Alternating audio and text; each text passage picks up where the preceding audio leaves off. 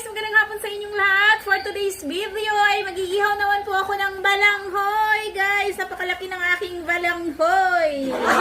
Guys, kami ang pag-ihaw naman po ang ating gagawin ngayon guys. Wala pang nakagawang eksperto ng ganitong klaseng pag-ihaw guys. Ako pa lang ang mag-iihaw ng ganitong klaseng pag-ihaw. Kaya guys, panoorin nyo ang buong video. So guys, babalatan lang natin yung balanghoy. Tatanggalan natin ng balat.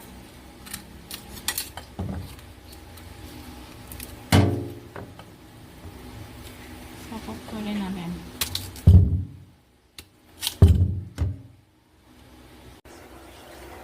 So, ito na guys yung ating balinghoy at babalutin lang natin yan ng foil guys. Kasi kakaibang pag-ihaw nga itong ating gagawin. So, yan na siya guys. Ready to ihaw na yan na guys.